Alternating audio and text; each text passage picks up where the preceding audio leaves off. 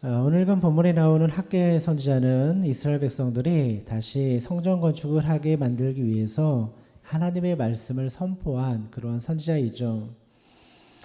이스라엘 백성들은 바벨론에 의해서 무너진 성전을 다시 재건하기 위하여 예루살렘으로 돌아오게 되었습니다. 그러나 성전 건축은 무려 15년이나 멈추게 되죠. 이때 사람들은 신앙적으로 낙심하게 되었고 또 어떤 사람들은 자기 집으로 돌아가 버리기도 하였습니다. 이러한 상황 속에서 다시 하나님의 성전을 세워야 한다 이렇게 말씀을 선포한 선지자가 바로 학개 선지자이죠. 학개 선지자가 나와서 말씀을 선포할 때 당시 지도자이었던 스룹바벨과 또 대제사장 여호수아는 그 말씀을 마음에 받아들이게 됩니다. 스룹바벨과 여호수아는 학개 선지자의 말을 사람이 하는 말이 아니라 하나님의 음성, 하나님의 말씀으로 들었기 때문에 그 말씀을 통하여 감동을 받고 변화를 받게 된 거죠. 그들은 말씀을 들은 이후에 바로 그 말씀에 순종을 하게 됩니다. 그래서 15년 동안이나 멈춰져 있던 성전 건축이 다시 시작을 하게 되죠.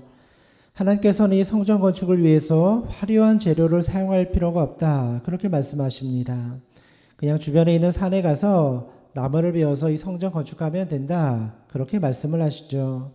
성전이라는 거 얼마나 크고 화려하게 짓느냐 이것이 중요한 것이 아니었습니다. 그 성전 안에서 얼마나 온전한 예배를 드리나 온전한 믿음을 가지고 생활하느냐 이것이 더 중요하였던 거죠. 오늘 읽은 본문의 말씀을 보면 성전 건축이 시작되고 한 달 정도가 조금 못 되는 시점에 다시 학개 선지자가 백성들을 향하여 선포하는 말씀이 나옵니다. 학개 선지자의 말을 들어보면 당시 성전 건축을 시작한 사람들이 그들의 마음에 어떠한 마음을 가지고 있었는지 또 어떤 문제를 가지고 있었는지 이 말씀을 통하여 우리가 알 수가 있게 됩니다. 3절의 말씀을 보니까 이런 말씀이 기록이 되어 있습니다. 너희 가운데 남아있는 자 중에서 이 성전의 이전 영광을 본 자가 누구냐 이렇게 질문을 하고 있습니다. 여기서 이전 성전이라는 것은 솔로몬 왕 시대에 지어진 성전을 의미합니다. 우리가 다 알다시피 솔로몬 성전 정말 화려하게 지은 성전이었습니다. 솔로몬 시대에는 금이 넘쳐났고 또 수많은 나라에서 좋은 나무들을 가져다가 공급하여 주었기 때문에 최고의 재료를 가져다가 최고의 성전을 짓게 되었죠. 그러니 당시 이스라엘 백성들에게 있어서 이 솔로몬 성전이라는 것은 하나의 자랑거리가 되었던 겁니다. 근데 지금 왜 학개 선지자는 이러한 질문을 합니까? 당신들 중에 솔로몬 성전을 본 자가 누구냐? 왜 이러한 질문을 하고 있습니까?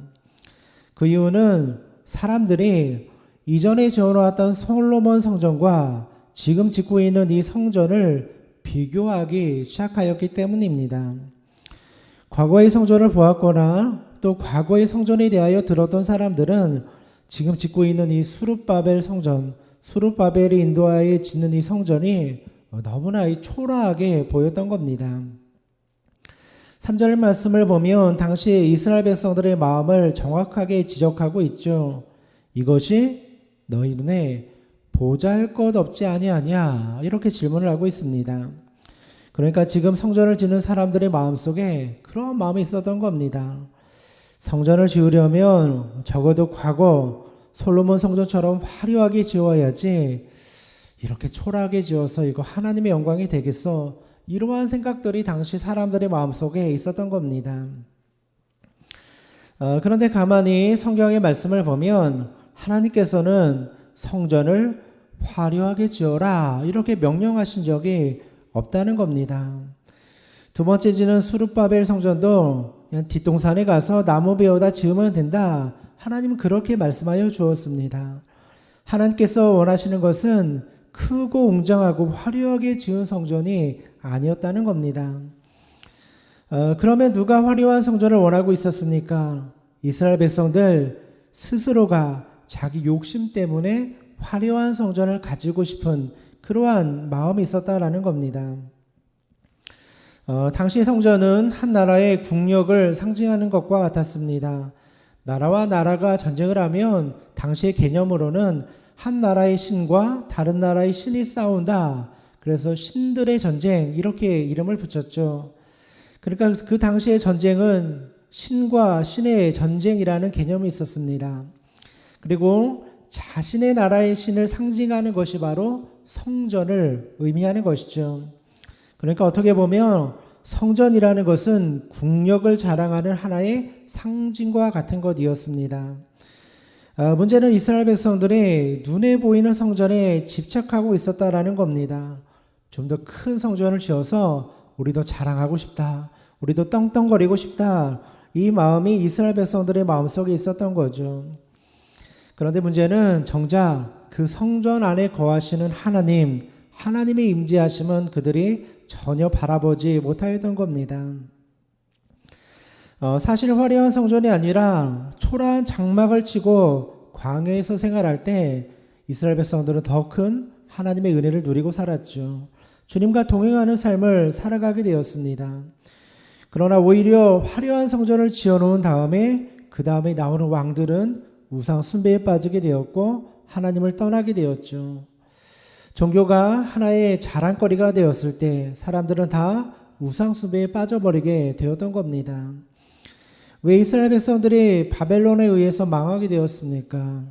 하나님의 성전에서 우상을 숭배하는 죄를 지었기 때문이죠. 하나님께서는 이스라엘 백성들을 많이 참아주셨습니다. 그런데 마지막에 이스라엘 백성들이 지었던 죄는 하나님의 성전에서 우상의 신상을 세워놓고 거기서 우상을 숭배하는 것, 이러한 죄를 범하였을 때 하나님께서는 더 이상 참으실 수가 없어서 예루살렘을 멸망하게 하셨고 또 하나님의 성전 솔로몬 성전이 무너지게 되는 아픈 역사를 경험하게 하셨던 겁니다. 에스겔서의 말씀을 보면 하나님의 임재가 성전을 떠나는 장면이 나오죠. 그렇게 화려하게 지어놓은 솔로몬 성전 안에 하나님의 임재하심이 떠나버리게 되었던 겁니다. 하나님이 없는 성전은 아무런 가치가 없는 거죠. 아무리 금으로 치장해 놓아도 소용이 없는 겁니다. 이스라엘 백성들은 한번 실수를 하였습니다. 화려한 성전을 지어놓고 그 성전에서 우상 숭배라는 죄를 범하게 되었죠.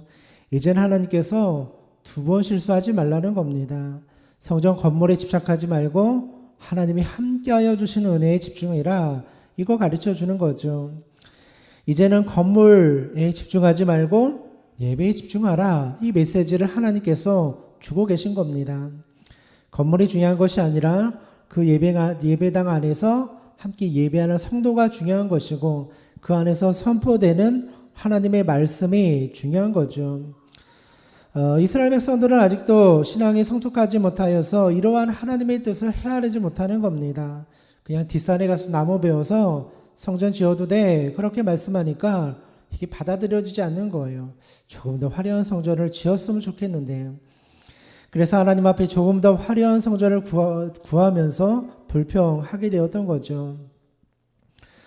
문제는 이스라엘 백성들이 이렇게 불평하니까 사람들의 기운이 빠지게 되더라는 겁니다. 15년 만에 다시 열심히 성전을 지으려고 하였는데 사람들의 마음에 낙심이 찾아오니까 점점 사람들의 힘이 빠지게 됩니다. 오늘날로 말하면 이러한 경우와 같은 것이죠. 어떤 성도님들은 큰 교회에 다니면서 대형 교회에 다니면서 어깨가 올라가시는 분들이 계십니다. 나는 큰 교회 다니는 성도라는 자부심을 가지고 살아가죠. 요즘은 교회도 브랜드 시대다 이렇게 이야기하는 사람들이 있습니다. 교회 이름이 하나의 브랜드가 되는 겁니다. 뭐뭐 교회 하면 사람들이 그 이름을 보고 교회를 찾아가게 된다라는 거죠. 내가 어느 교회에 다녀 그러면 사람들이 생각할 때 야 대단하다 좋은 교회 다니네 믿음이 좋겠네 이렇게 생각을 하게 되는 겁니다. 그러나 사실 교회가 크다고 하여서 믿음이 큰 것은 아니라는 거죠. 최근에 부흥하는 교회들을 보면 다 큰 교회에서 분리되어 나온 교회들이 부흥합니다. 왜입니까? 큰 교회 이름, 그 브랜드를 가지고 있기 때문에 금방 성장하기도 하는 거죠. 그러나 반대의 경우도 우리가 생각할 수 있습니다. 작은 개척교회에 다니는 사람들은 왠지 모르게 위축이 되어 믿음 생활하시는 분들이 계십니다. 큰 교회 건물도 없고 어떤 일을 할 때도 항상 재정적으로 어려움을 겪다 보니까 자꾸 마음이 위축이 되는 겁니다. 그러다 보면 작은 비전, 작은 교회, 이렇게 개척교회 목회자들도 마음이 위축이 되어서 그렇게 목회를 하시는 경우들도 많이 있습니다. 지금 이스라엘 백성들의 마음이 바로 이러한 문제를 가지고 있었다라는 겁니다. 지금 짓는 성전이 자꾸 초라하다 보니까 그들의 마음도 위축이 되어버리는 겁니다. 하나님께서 그냥 뒷동산에 가서 나무를 베어다 성전 건축하라고 말씀하여 주시니까 마음이 낙심이 되는 겁니다. 왜 우리에게는 좋은 백향목을 주시지 않고 금과 은을 주시지 않습니까? 왜 우리는 돈이 없어서 허름한 성전을 지어야 됩니까? 마음에 낙심이 되었던 거죠. 성전 건물이 초라해지니까 성전을 짓는 사람들의 마음도 작아져 버린 겁니다. 잘못된 믿음이죠. 성전의 크기나 성전의 화려함이 중요한 것이 아니라 정말 살아계신 하나님을 바라보았다면, 정말 역사하신 하나님을 바라보았다면 그들의 마음이 위축될 이유가 전혀 없었던 거죠. 오늘 하나님께서 원하시는 교회의 모습이 무엇입니까? 큰 성전을 짓고 큰 교회 건물을 자랑하는 거, 이거 주님께서 원하시는 모습 아니라는 거죠. 하나님께서는 눈에 보이는 건물을 원하는 것이 아니라는 겁니다. 자칫 잘못하면 눈에 보이는 건물이 하나의 우상이 될 수도 있는 거죠. 최근에 이렇게 주변에 있는 교회들을 보면 건축을 하다가 분란이 일어나는 교회들 얼마나 많은지 모릅니다. 교회 건물을 짓다가 건물이 걸림돌이 되거나 우상이 되어버리기도 하는 것입니다. 교회 건물을 짓다가 교회가 둘로 갈라져서 싸우기도 하고 건물이 경매로 넘어가기도 하고 수많은 아픔의 소리들을 많이 듣게 됩니다. 예수님께서는 믿음을 가진 성도, 이 사람들이 모인 것이 교회라고 말씀하여 주었습니다. 눈에 보이는 성전이 중요한 것이 아니라 그 안에 예배드리는 성도가 중요한 거죠. 그래서 주님 말씀하셨죠. 이 성전 다 무너뜨려라. 내가 사흘 만에 세우리라. 성전 건물이 중요하지 않다라는 겁니다. 이제는 성도가 교회가 될 것이다. 이거 주님께서 예언하여 주신 거죠. 진짜 성전, 진짜 교회는 바로 믿음을 가진 성도들이 바로 교회라는 겁니다. 그래서 우리 믿음이 성숙하여지고 우리 믿음이 자라게 되면 그 교회는 건강하고 좋은 교회가 되는 거죠. 하나님께서는 성전을 짓다가 낙심하고 있는 백성들에게 이렇게 말씀하여 주십니다. 4절의 말씀을 보면 그러나 여호와가 이르노라 수룹바벨아 스스로 굳세게 할지어다. 여호사닥의 아들 대제사장 여호수아야 스스로 굳세게 할지어다. 여호와의 말이니라 이 땅 모든 백성아 스스로 굳세게 하여 일할지어다. 이 4절의 말씀을 보니까 반복해서 나오는 말씀이 있죠. 스스로 굳세게 할지어다. 무려 3번이나 반복하여서 스스로 굳세게 할지어다 이렇게 말씀하여 주고 있습니다. 왜 하나님께서는 수룹바벨과 여호수아 그리고 백성들에게 말하기를 스스로 굳세게 할지어다 이렇게 말씀하여 주었습니까? 이유는 간단합니다. 당시 성전 건축을 하던 백성들의 마음이 흔들리고 믿음이 연약하였기 때문에 그 믿음 스스로 굳세게 하라 이렇게 말씀하여 주신 거죠. 15년 만에 새롭게 성전 건축을 다시 시작하였는데 그들의 마음이 어려웠던 겁니다. 낙심이 되었던 겁니다. 그러니까 이제 근심하지 말고 걱정하지 말고 다시 일어나라. 이러한 격려의 차원에서 스스로 굳세게 하라. 이렇게 말씀하여 주고 있는 겁니다. 하나님께서는 낙심된 백성들의 마음을 잘 알고 있었습니다. 그래서 그들의 마음을 어루만져 주시고 그들을 위로하여 주고 있는 거죠. 하나님께서는 출애굽을 하는 모세와 또 여호수아에게도 동일한 말씀을 주었습니다. 무슨 말씀입니까? 강하고 담대하라. 이 말씀이 계속 반복적으로 나오죠. 왜 하나님께서 강하고 담대하라 말씀하여 주었습니까? 그들의 마음이 강하지 못하고 담대하지 못하였기 때문에 강하고 담대하라 말씀하여 주었던 겁니다. 오늘 본문도 마찬가지죠. 그들의 마음이 굳세지 못하니까 스스로 굳세게 하라, 굳세게 하라. 그들의 마음을 격려하여 주고 있는 겁니다. 하나님께서 오늘 우리 모두에게도 동일한 말씀을 주십니다. 우리 마음을 지켜야 한다. 그렇게 말씀하여 주는 거죠. 환경을 보면서 좌절하거나 원망하는 것이 아니라 하나님을 바라보며 마음을 굳세게 하라. 교회가 약하다, 그 교회가 연약하다, 교회가 부흥하지 않는다 하여서 낙심하지 마라. 스스로 굳세게 하라. 주님은 우리에게 이 말씀을 주고 계신 것입니다. 다시 마음을 굳세게 하고 일어나 도전하고 힘있게 믿음 생활하는 거, 이거 주님이 원하시는 모습이라는 거죠. 중요한 것은 현재의 상황을 보는 것이 아니라 모든 일들을 이끌어 가시는 여호와 하나님을 바라보는 거, 이거 중요한 것입니다. 여러분, 오늘 우리도 마음을 지켜야 됩니다. 마음을 굳세게 해야 되는 거죠. 내 마음, 내 믿음은 다른 사람이 지켜줄 수 없다라는 겁니다. 다른 사람이 나한테 가서 용기를 불어넣어 줄 수 있는 것도 아니고 내 마음을 굳세게 할 수 있는 게 아닙니다. 오늘 말씀처럼 어떻게 누가 해야 됩니까? 스스로 굳세게 해야 되는 겁니다. 스스로 믿음을 지켜야 되는 거죠. 그래서 혹시 내 마음속에 두려움의 마음, 불신의 마음이 찾아온다면 그냥 놔둬서는 안 되는 겁니다. 될 수 있으면 불신의 마음이 떠나가도록 그거 생각하지 말고 마음을 지켜야 되는 거죠. 혹시 누군가 옆에 와가지고 자꾸 불신의 말을 합니다. 안 돼, 안 돼, 안 돼. 부정적인 말을 하면 그런 사람 멀리 해야 되는 거죠. 왜입니까? 스스로 마음을 굳세게 해야 되기 때문입니다. 내 믿음을 흔들어 놓는 사람, 내 믿음을 흔들어 놓는 상황을 우리는 멀리 떠나야 한다라는 거죠. 그래서 내 믿음은 내가 지켜야 된다라는 겁니다. 내 믿음이 항상 강건하게, 항상 굳세게 하는 건 중요한 것이죠. 마지막으로 하나님께서는 과거 하나님께서 이루신 일들을 돌아보면서 마음을 굳세게 하라 용기를 주죠.